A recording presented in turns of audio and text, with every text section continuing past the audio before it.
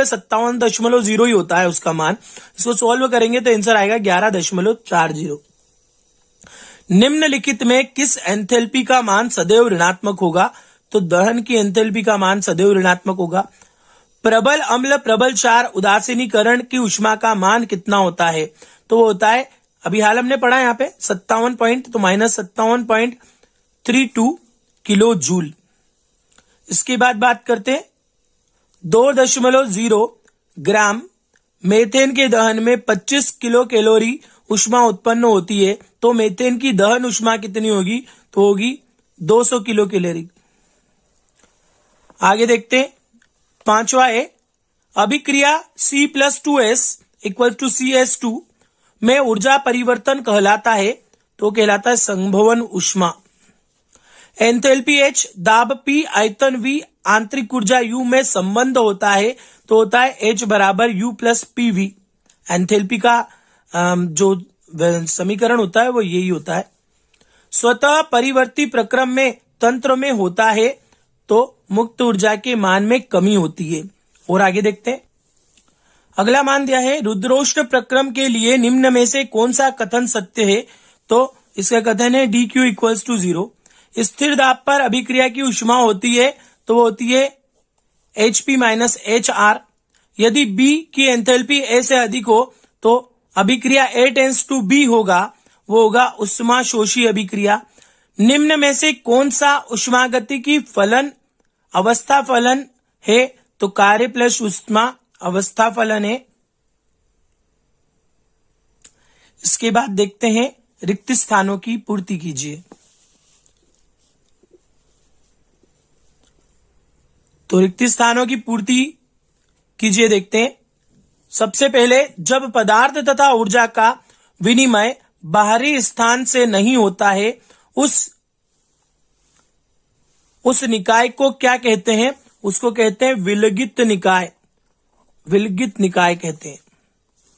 बर्फ के जल में पिघलने पर एंट्रोपी है, वो होती है धनात्मक एंट्रोपी।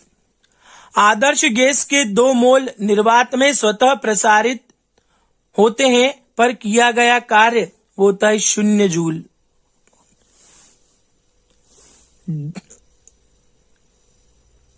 QP = QV प्लस ये होता है ΔNRT। स्थिर दाब पर मोलर ऊष्माधारिता का मान स्थिर ताप पर मोलर ऊष्माधारिता से सदैव अधिक होता है।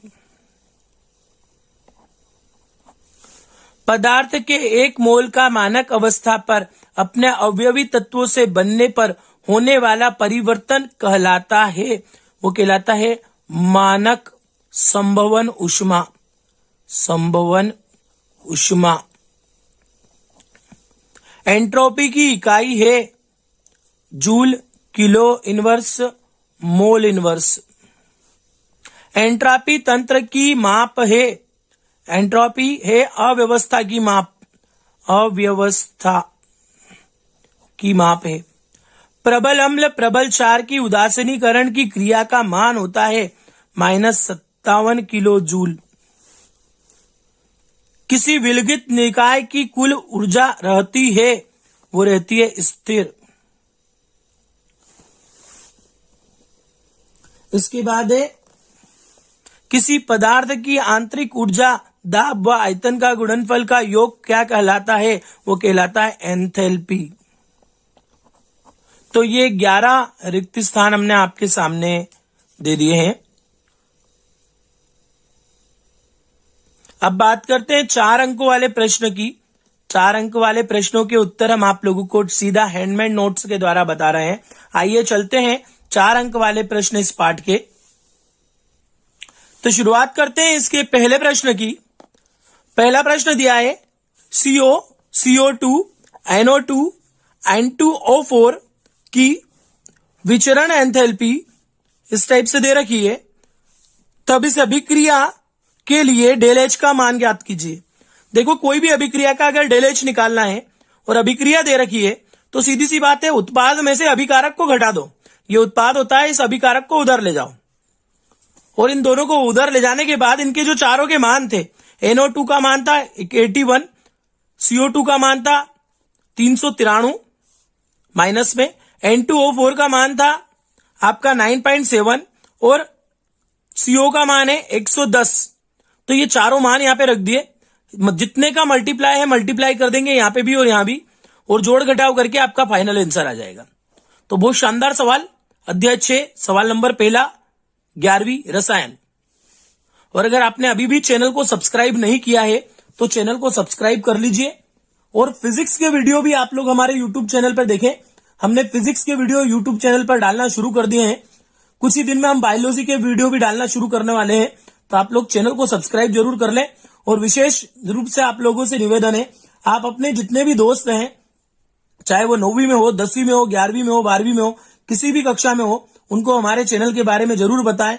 आपके पास बहुत सारे सोशल मीडिया प्लेटफॉर्म होते हैं, आप किसी भी माध्यम से हमारे यूट्यूब चैनल को दोस्तों तक पहुंचा सकते हैं, चाहे वो फेसबुक के माध्यम से, व्हाट्सएप के माध्यम से, इंस्टाग्राम के माध्यम से, अलग अलग माध्यम से भी आप हमारे यूट्यूब चैनल को दोस्तों तक पहुंचा सकते हैं। आइए आगे देखते हैं प्रश्न नंबर दूसरा। निम्नलिखित आंकड़ों से CH3O2OH की मानक विचलन एंथैल्पी ज्ञात करो। और ये 3 मान उनने पहले से रेडीमेड दे रखे हैं कि इसका मान ये होता है 726, C+O2 का मान, CO2 का मान होता है -393 और H2 + हाफ O2 मतलब H2O का मान होता है -286 किलो जूल। इन तीनों मानों का इस्तेमाल करके हमको क्या करना है, CH3OH का मान निकालना है। सबसे पहले हमने क्या करा, हमने मान ली ये इक्वेशन 1 मान ली, इक्वेशन 2 मान ली और ये इक्वेशन 3 मान ली।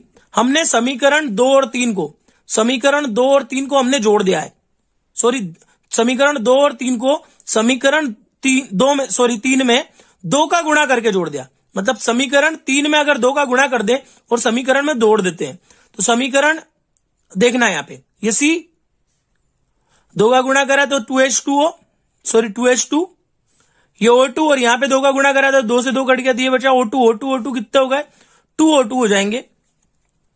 तो ये हमारे यहाँ पे तो हमने सामान्य इक्वेशन लिखी उसकी पहले कि उत्तर ये लेके आना है हमको, हमने ये पहले लिख ली है साधारण इक्वेशन।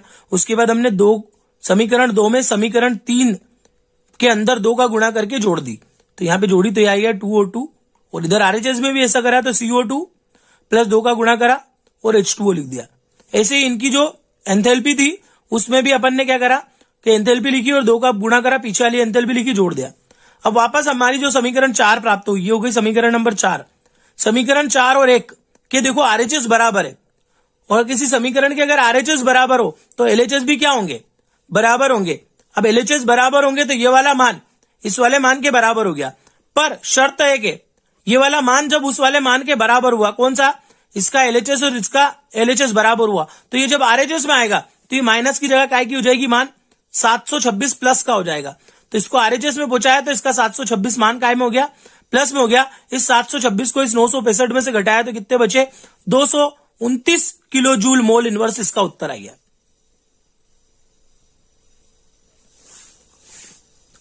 प्रश्न नंबर तीसरा देखते हैं। हेस का नियम पूछा है, आप लोगों को आता भी होगा। यदि कोई रासायनिक परिवर्तन एक या अनेक विधि में हो, या एक या एक से अधिक विधि से एक या अनेक पदों में संपूर्ण हो, तो परिवर्तन में उत्पन्न या अवशोषित ऊष्मा की मात्रा समान होती है, चाहे वह परिवर्तन किसी भी विधि से और कितने ही पदों में किया जाए। तब हम मानते हैं हमने ऑक्सीजन और कार्बन डाइऑक्साइड से CO2 बनाया, ऑक्सीजन और कार्बन से CO2 बनाया, तो एक पद विधि ये हुई। अनेक पद विधि में उसको 2 बार लिया, C + हाफ O2 = CO, और फिर CO को हाफ O2 से लिया तो CO2 बनेगा। ये हो जाएगी आपकी अनेक पद विधि, उसमें भी उतना ही मान आता है एंथैल्पी का। अगला प्रश्न है कि प्रबल अम्ल व प्रबल क्षार की उदासीनीकरण की ऊष्मा का मान सदैव -13.7 किलो कैलोरी होता है, क्यों। देखो अभी मैंने बताया भी था आपको 57 वाला एक मान वो होता है और एक मान ये होता है, दोनों फिक्स है। याद रखना प्रबल अम्ल हम कोई सा भी ले सकते हैं, हमने NaOH लिया। प्रबल क्षार हमने लिया हाइड्रोक्लोरिक अम्ल। जब इन दोनों को मिलाते हैं, अभिक्रिया करते हैं, तो लवण बनता है और पानी बनता है। जब भी प्रबल अम्ल और प्रबल क्षार की उदासीनीकरण की क्रिया में सदैव लवण और जल बनता है, और लवण और जल बनता है, इसलिए ऊष्मा क्या रहती है, इसकी स्थिर रहती है, इसलिए इसका मान हमेशा यही रहता है। ठीक है। अगला प्रश्न नंबर 5वां, एंट्रोपी क्या है। एंट्रोपी आप लोगों को पता ही होगा, एंट्रोपी किसी तंत्र की अनिश्चितता की माप होती है या अनियमितता की माप होती है। किसी तंत्र की अनियमितता की माप को एंट्रोपी कहते हैं, इसे डेल एच से प्रदर्शित करते हैं। उन्होंने पूछा इसकी भौतिक सार्थकता बतलाइए, तो इसकी भौतिक सार्थकता में हमने इतना ही लिखा है कि इसे एक भौतिक राशि है, लेकिन इसके ताप और दाब की भांति इसको महसूस नहीं किया जा सकता है। प्रकृति में होने वाले सभी प्रक्रम अनुत्क्रमणीय प्रक्रम या स्वतः प्रक्रम होते हैं। अगला प्रश्न देखते हैं, प्रश्न नंबर 6। प्रश्न है, निम्न पर टिप्पणी लिखिए, और पहला है मानक विचलन विरचन एंथैल्पी। किसी यौगिक के अवयवी तत्वों से एक मोल के बनने में जितनी एंथैल्पी उत्पन्न होती है उसे उस यौगिक का मानक विचलन एंथैल्पी कहते हैं। आबंध एंथैल्पी, किसी गैसीय अणु में उपस्थित एक मोल बंध तोड़ने के लिए जितनी ऊष्मा की आवश्यकता होती है उसे औसत आबंध एंथैल्पी या औसत आबंध एंथैल्पी कहते हैं। अभिक्रिया की मानक एंथैल्पी, जब किसी रासायनिक अभिक्रिया में अभिकारक उत्पाद में बदलते हैं, जबकि अभिकारक और उत्पाद दोनों ही अपनी मानक अवस्थाओं में हैं, तब एंथैल्पी में जो परिवर्तन होता है उसे अभिक्रिया की मानक एंथैल्पी कहते हैं। इसके बाद है पथ फलन, किसी तंत्र के वे गुण जो तंत्र की प्रारंभिक तथा अंतिम अवस्था पर निर्भर करते हैं तथा तंत्र, तो वो क्या कहलाते हैं, प्रारंभिक और अंतिम अवस्था पर निर्भर करेंगे तो क्या कहलाते हैं, अवस्था फलन कहलाते हैं। उदाहरण आंतरिक ऊर्जा, एंट्रोपी आदि। और पथ फलन, तंत्र के वे गुण जो पथ पर निर्भर करते हैं, जिस पथ से तंत्र प्रारंभिक से अंतिम अवस्था में आया है तो क्या कहलाते हैं, पथ फलन कहलाते हैं। क्या कहलाते हैं, पथ फलन कहलाते हैं। ऊष्मा, कार्य आदि। प्रश्न नंबर 7वां देखते हैं। एंथैल्पी का व्यंजक सिद्ध करना था, del H equals to del B plus N R T या डेल एन आर टी भी बोल सकते हैं। तब हमने एंथैल्पी का संबंध लिया एच बराबर यू प्लस पीवी और प्रारंभिक अवस्था लिख दी। प्रारंभिक अवस्था में H1 equals to U1 plus PV1 और अंतिम अवस्था में H2 equals to U2 plus PV2। समीकरण 1 व 2 को घटाने पर घटाएंगे, 2 में से 1 को घटा रहा है तो H2 minus H1, U2 minus U1 और PV2 माइनस PV1, तो यहां हो जाएगा डेल H। ये होता है परिवर्तन डेल U और ये परिवर्तन P कॉमन निकल के डेल V। चूंकि हम जानते हैं PV इक्वल्स टू NRT होता है, P del V equals to होता है डेल NRT, तो यहां पे रखा जाएगा डेल NRT और आपका फाइनल व्यंजक आ जाएगा ये वाला।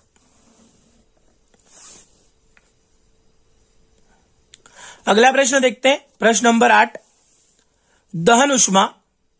उसके पहले मैं आप लोगों को बता दूं कि इसके पहले वाले पार्ट में 9 क्वेश्चन हमें नहीं मिले थे। हमने उस टाइम पे बड़ा वीडियो हो रहा था तो दे नहीं थे और कुछ क्वेश्चन उसमें से मिल भी नहीं रहे हैं, इसलिए अध्याय 5 के जो क्वेश्चन है जब भी मुझे अवेलेबल हो जाएंगे मैं आप लोगों को दे दूंगा, क्योंकि मैंने बहुत सारी किताबों में ढूंढने की कोशिश की, वो क्वेश्चन हल नहीं हो पा रहे हैं और मैं नहीं चाहता हूं कि आपको ऐसे कोई क्वेश्चन दूं जिसमें कोई गलती हो और आपको बाद में उनका परिणाम गलत आए, इसलिए हम आपको सही उत्तर अवेलेबल करा रहे हैं। आप लोग Chavda sir lecture YouTube channel के माध्यम से इस वीडियो को देख पा रहे हैं। अगर आपने चैनल को सब्सक्राइब नहीं किया है तो चैनल को सब्सक्राइब अवश्य कर लें, बेल आइकॉन पर क्लिक कर लें, जिससे आने वाले जितने भी वीडियो हैं और फिजिक्स के वीडियो हमने डालना शुरू करे हैं, केमिस्ट्री के भी आपने बाकी वीडियो नहीं देखे हैं तो देखिए, बहुत शानदार व्यू है उन पे, बहुत अच्छे बच्चों ने रिस्पॉन्स भी दिया है और मुझे अच्छा लगा आप लोगों का ये रिस्पॉन्स।